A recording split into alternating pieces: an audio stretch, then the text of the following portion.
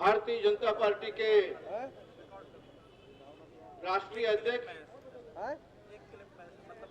नवनिर्वाचित राष्ट्रीय अध्यक्ष,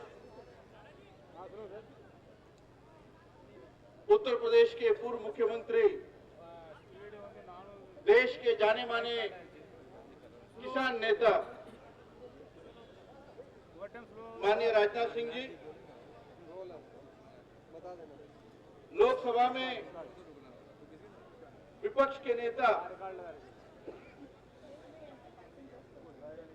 और हम सब के नेत्री सुषमा स्वराज जी, पार्टी के महासचिव मेरे मित्र विजय गोयल जी, विजय कुमार मल्होत्रा जी, विजेंद्र गुप्ता जी, भाई और बहनों,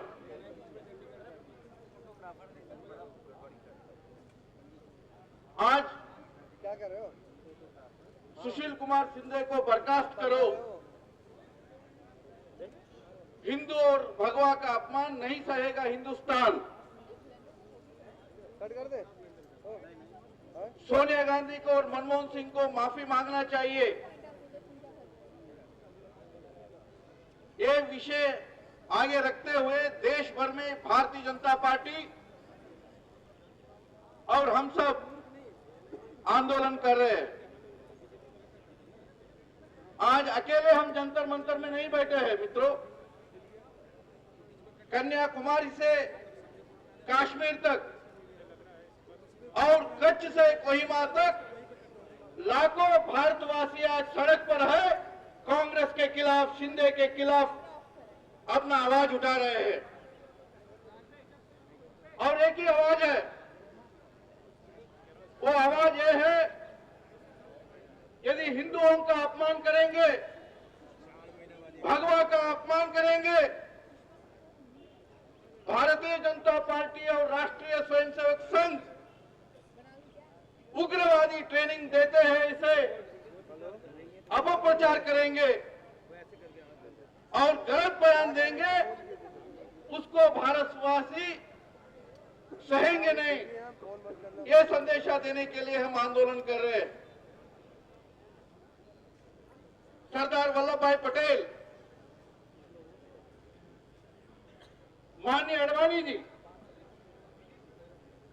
दोनों देश के गृह मंत्री रहे और पूरा भारतवर्ष दोनों को लौह पुरुष ऐसे माना। लेकिन लोग मुझे पूछते हैं, यदि सरदार वल्लभ भाई पटेल और माननीय लालकृष्ण आडवाणी जी लौह पुरुष है, ये शिंदे जी क्या है? मैंने कहा ये शिंदे जी तो लौह पुरुष नहीं है, वो शीशे का पुरुष है, मुलायम पुरुष है। ये पाकिस्तान का जवाब नहीं दे सकते। मित्रों, 2 दिन के बाद, 1 दिन के बाद पूरा देश गणतंत्र मना रही है और दिल्ली में भी गणतंत्र दिवस का पहचान है परेड। और हम सब जानते हैं,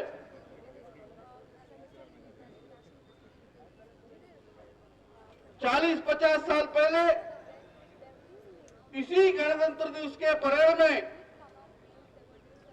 तब के प्रधानमंत्री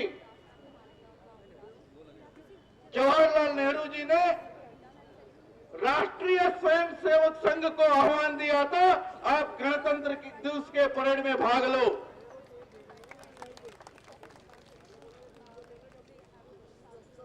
यदि कांग्रेस पार्टी के तब के नेता और कांग्रेस पार्टी के तब के प्रधानमंत्री राष्ट्रभक्ति के लिए सरहद में भारत के जवानों को मदद करने के लिए, उनके सहयोग करने के लिए राष्ट्रीय स्वयंसेवक संघ को रिपब्लिक परेड में, गणतंत्र दिवस के परेड में भाग लेने के लिए आह्वान करते हैं। और अब उसी राष्ट्रीय स्वयंसेवक संघ को आतंकवादी ट्रेनिंग देने वाले ऐसे गृह मंत्री कहते हैं, शिंदे जी कहते हैं, उसका खंडन पूरा देश कर रही है। मित्रों, हम आज से आंदोलन शुरू किए हैं। राजनाथ सिंह जी और सुषमा जी के नेतृत्व में हमने ये अभियान शुरू किया है। ये सांकेतिक प्रतीकात्मक अभियान नहीं है, आंदोलन नहीं है, ये शुरुआत है। इस आंदोलन आने वाले दिनों में हम देश भर चलाएंगे और इसको तार्किक परिणति तक, लॉजिकल एंड तक लेके जाएंगे। और अगले महीने जब बजट सत्र शुरू होगा, वो बजट सत्र में भी हम इसका आवाज उठाएंगे और गृह मंत्री सुशील कुमार शिंदे, इनका बर्खास्त करना चाहिए, इनका इस्तीफा लेना चाहिए, मांग उठाएंगे। मित्रों, राजस्थान के जयपुर में कांग्रेसियों ने अपना शिविर किया, चिंतन शिविर किया। उस चिंतन शिविर में राहुल गांधी को अपने नेता ऐसे ठहराया, उपाध्यक्ष ऐसे मनोनीत किया। लेकिन उस चिंतन शिविर में कांग्रेस ने देश के आज के हालात के बारे में, महंगाई के बारे में, आर्थिक संकट के बारे में, असुरक्षा के बारे में कोई चिंतन नहीं किया। 2014 को कैसे दिल्ली के गद्दी को बरकरार रखना, इसके बारे में उन्होंने सोचा, विचार किया और विमर्श किया। उस चिंतन शिविर के उनके विपरीत चिंतन के कारण, उनके विकृत विचारवाद के कारण आज गृह मंत्री शिंदे जी ऐसे बयान दे रहे हैं जो आतंकवादियों को और पाकिस्तान का हौसला बढ़ा रहे हैं। यानी पाकिस्तान के पक्ष में, आतंकवादियों के पक्ष में अंतर्राष्ट्रीय समूह के सामने भारत के बारे में, भारत के प्रमुख विपक्ष के बारे में, राष्ट्रीय स्वयंसेवक संघ के बारे में और भारत के संविधान के तहत जिस प्रमुख विपक्ष के नेतृत्व में एक एनडीए है और एनडीए के तहत हमने 6 साल अटल बिहारी वाजपेयी जी के नेतृत्व में राजकाज किया, ऐसे एक पार्टी और इस पार्टी के प्रेरणा स्रोत राष्ट्रीय स्वयंसेवक के बारे में